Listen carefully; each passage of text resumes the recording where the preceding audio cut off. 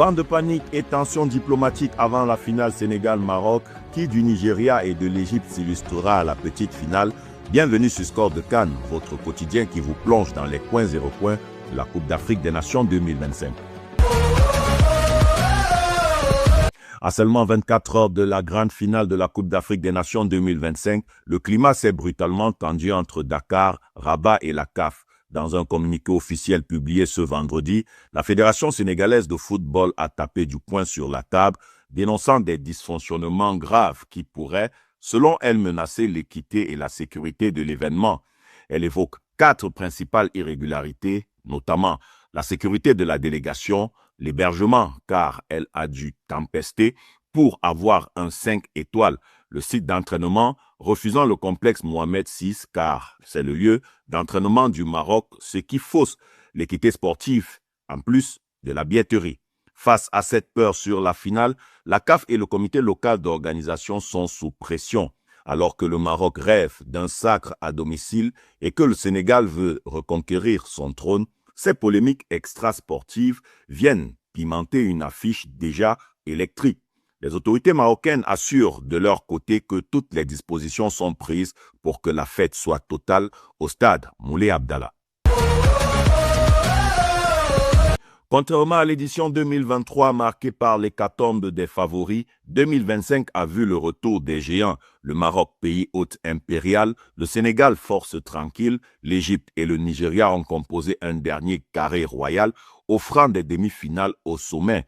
Yves-Désiré Kwala nous propose le regard technique de la compétition vu par Abdelmana, entraîneur de football. Ce que je vois dans cette canne-là, c'est que tous les matchs ils se ressemblent en fait. Techniquement, ils sont tous presque au même niveau, quoi. Techniquement, c'est costaud, mais c'est plus dans l'impact physique que ça y joue dans cette canne.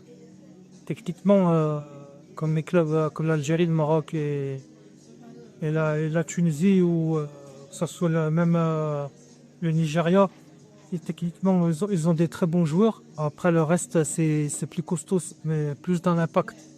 Une finale très attendue par le monde entier et aussi par des anciens internationaux, à l'instar du centrafricain Serge Tété et Salim Saïd, rencontrés par Yves-Désiré Kwala. Objectivement, moi, je vais miser plutôt sur le Maroc. Je pense que le Maroc va remporter cette CAF. Et c'est quoi vos critères que vous faites Nous avons 2 équipes déjà arrivées à ce niveau de compétition. Techniquement, les 2 équipes sont au haut niveau technique. Maintenant, ce qui fait la différence, je pense, c'est le fait que le Maroc joue à domicile et devant son public. Donc, ils ont une motivation beaucoup plus forte. Donc, ce qui plaît dans leur faveur. Donc, c'est pour ça que je pense que le Maroc va l'emporter. éventuellement, si on vous demande un score?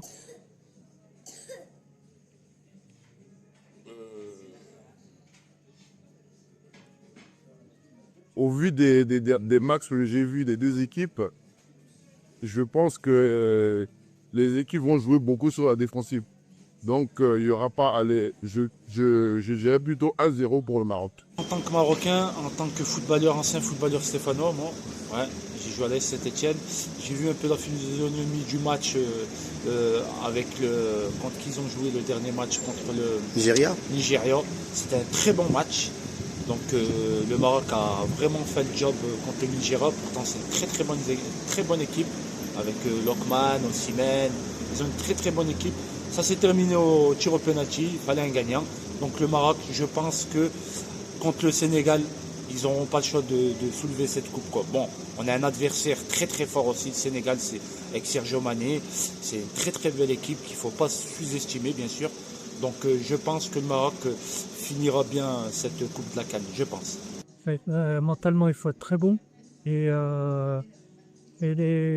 Comme je l'ai dit juste auparavant, c'est que ça va jouer dans l'impact physique. Et pour moi, ça va monter jusqu'aux prolongations et jusqu'au pénalty, parce que c'est 2 équipes qui ne lâchent pas en fait. Ces 2 équipes-là, elles ne lâchent pas. Et puis, ça sont toutes les 2, elles sont techniquement, elles sont bonnes. Physiquement, elles sont bonnes. Tactiquement, elles sont bonnes. Et donc, pour moi, ça ira au penalty directement. Il n'y aura pas de, il y aura pas d'équipe au-dessus du Maroc comme l'équipe qui sera au-dessus du Sénégal. On va dire 50-50. 50-50. Avec le Maroc, c'est les voisins, c'est les frères. Je supporte le Maroc parce que c'est moi, je suis marocain. Inch'Allah, je supporte le Maroc. Tout le match. Inch'Allah, le Maroc, il veut gagner. Il fait un bon match. Je fais la confiance pour l'Algérie. 1, 2, 3, vive l'Algérie. Le Maroc, il dit 3, 2, 1, Morocco number 1. Tout se jouera ce dimanche 18 janvier 2026 au stade Moulay Abdallah de Rabat. Le Sénégal vise le doublé après 2021, tandis que le Maroc veut mettre fin à 50 ans d'attente. Une fois de plus, Yves Désiré Kwala a rencontré notre consultant Fouad Rakik qui débriefe la demi-finale Maroc-Nigeria avant de faire une projection sur la finale. Comment on a trouvé l'équipe du Maroc, on va dire dans la continuité du match du Cameroun. On a fait face aujourd'hui sur le match à une équipe qui était sur 14 buts avant la rencontre du match, la meilleure attaque du tournoi, si je ne dis pas de bêtises. On a eu une vraie bataille tactique, un combat de boxe, une vraie partie d'échecs. Très clairement, aujourd'hui, le plan était d'annihiler les deux phénomènes qui étaient Osimhen et Lookman.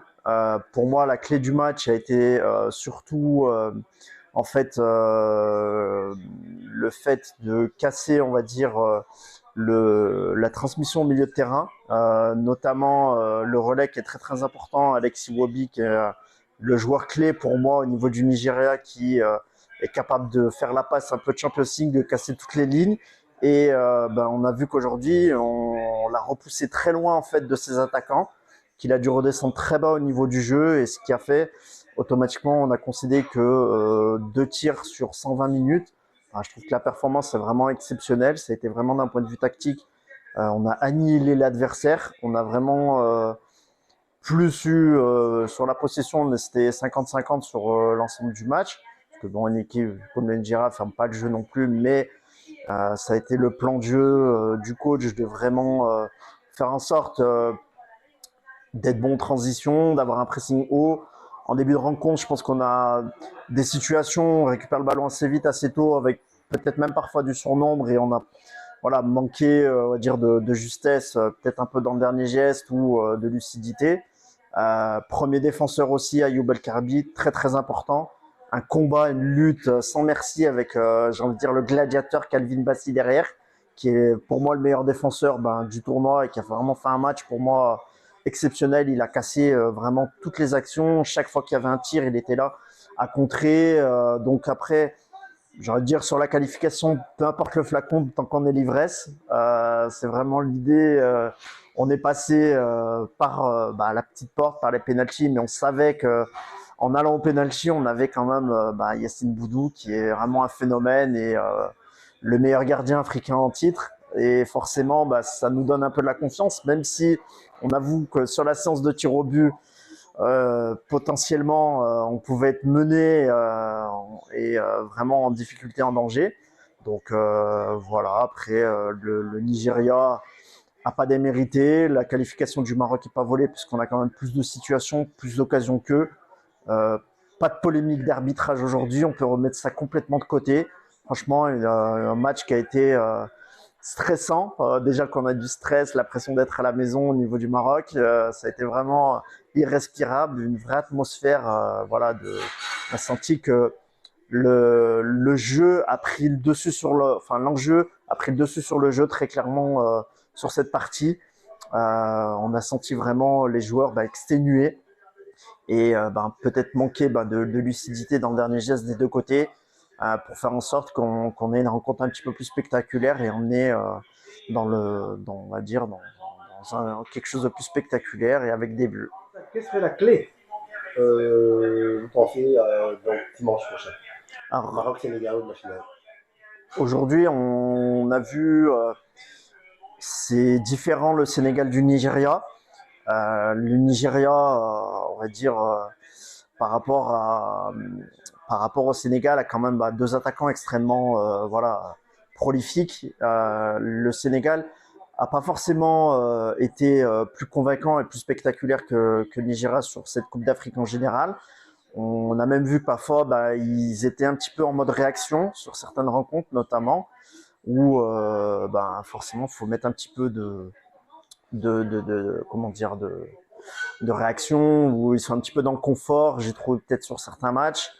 Maintenant, on savait que pour moi, avec nous, effectivement, pays hôte, j'aurais pas mis Nigeria, je mettais d'abord le Sénégal, moi, personnellement, sur vraiment les favoris, parce que sur les dernières années, notamment, ils ont été très, très impressionnants sur récemment un match à Wembley, en Angleterre, où ils ont été gagnés l'Angleterre 3-1 chez eux, ce qui n'est pas donné à tout le monde, au vu de l'effectif anglais qui est dans le top 5 des meilleures équipes au niveau mondial, on va pas se le cacher. Dernier demi-finaliste de Coupe du Monde, notamment contre la France. Les clés vont être forcément un petit peu comme contre le Nigeria, ça va être la maîtrise du milieu de terrain, je pense, très important. Il va falloir bien récupérer aussi, parce qu'on a joué après eux, on a joué une demi-heure de plus. Ça a été beaucoup de fatigue, le stress, le mental, etc. Mais confiance au coach pour analyser comme il a su le faire les rencontres précédentes pour trouver un petit peu les clés et trouver un plan de jeu pour faire en sorte, est-ce qu'on va avoir un match serré aussi sur une finale où ça risque d'aller loin en prolongation et au tir au but encore? C'est pas impossible, très clairement. Le Sénégal, on connaît leurs forces.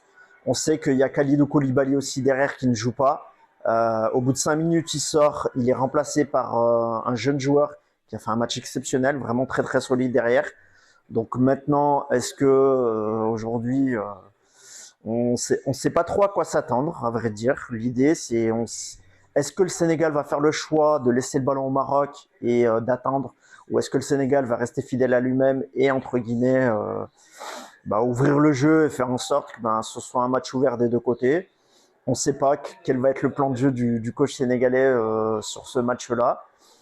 Maintenant, on sait que c'est 50-50 au début du match. Après, c'est une belle finale, c'est la finale rêvée entre les deux meilleures nations africaines des dernières années. Partir de là, que le meilleur gagne, avant tout. Les Sénégalais sont les frères des Marocains. On est c'est des communautés, des pays qui sont très proches, de par leur histoire, de par le respect mutuel qu'il y a entre ces deux pays, la religion aussi notamment. Donc oui, c'est maintenant, on est à un match de la victoire. Ça va jouer sur des détails, très clairement. Je pense pas que ce sera un match où il y aura un écart qui sera phénoménal. À nous de profiter, est-ce que la pression du jeune défenseur qui va devoir assurer l'intérim de Kalidou Koulibaly va faire en sorte que va nous donner un petit avantage. Maintenant, on a la ferveur, la pression populaire, la ferveur populaire. Donc, on a un match de marquer l'histoire après la demi-finale de Coupe du Monde et tous les titres récemment acquis en jeunes, en Coupe arabe et en moins de 20 en Coupe du Monde. À partir de là, écoutez, on va rester positif. Faut faire confiance au coach. Il est un fin tacticien. Il va savoir exploiter les moindres failles. Et si on reste sur la même discipline tactique, savoir contrôler les actions chaudes, le milieu de terrain, mettre de l'intensité. Vous avez chambré beaucoup les Maliens sur le Tiep, il n'y a pas de banane dans le Tiep. Blague à part, autrement ça, on aime bien. Vous n'êtes pas une communauté qui chambre trop. Les frères sénégalais, on vous aime beaucoup. Vous avez dit oui, Sadio Mané, il a fait un petit calma à la fin du match, genre on n'a rien fait, etc. Tout ça. Donc nous, on espère lui faire un calma dès qu'on marque. Voilà, ce serait bien. Moi, j'aimerais bien qu'il y ait une célébration en cas de but calma pour que un petit peu chambrer, charrier dans le respect et dans le fair play. C'est le plus important. En tout cas, que le meilleur gagne. Les frères sénégalais, vous restez des frères, comme ça, il n'y a rien à dire. Moi, j'ai un frère sénégalais qui, moi-même, quand j'étais au Maroc, il travaillait dans une station Voilà, il avait même pour connaissance Bayal Sad. Je sais pas si un jour il aura l'occasion de voir cette vidéo. Tu as un grand salam, mon frère. Tu as un bon. Je sais que tu es retourné au pays. Tu voulais revenir en Europe, mais ça s'est pas fait. Voilà, pour le petit clin d'œil. Et puis, Dima Maghreb et le Sénégal, on vous aime, vous êtes des frères, mais c'est pas pour vous dimanche. On oublie tout de suite. Vous rentrez à la maison et nous, le trophée il reste chez nous. Avant la grande finale, la petite finale mettra aux prises le Nigeria et l'Égypte. Les hommes de Chélé ont encore en tête leur demi-finale perdue face au Maroc. Dominateurs physiquement, ils ont manqué de réalisme avant de craquer lors de la séance fatidique. L'enjeu terminait sur une note positive pour Victor Osimhen qui reste en lice pour le soulier d'or. Éliminés par un éclair de Sadio Mané, les Égyptiens ont montré une solidité défensive remarquable durant tout le tournoi. Pour Mohamed Salah, passé à côté de sa demi-finale, la star de Liverpool aura à cœur de prouver qu'il reste le patron du football africain avant de quitter le Maroc. L'Égypte joue souvent ses matchs de classement avec beaucoup de sérieux tactique. Ils viseront leur 4e médaille de bronze historique. Terminons avec quelques chiffres. 50 matchs sur les 52 prévus ont déjà été disputés. Ne reste plus que la petite finale et la grande finale. 118 buts marqués, soit une moyenne d'environ 2,36 buts par match. 162 cartons jaunes, soit une moyenne de 3,2 par match. 7 cartons rouges pour une compétition relativement correcte malgré l'intensité. 14 pénaltys accordés, dont 11 transformés et 3 séances de tir au but. C'est tout pour cette édition de Score de CAN. N'oubliez pas de vous abonner, de liker et de partager pour ne rien manquer à l'actualité de la CAN.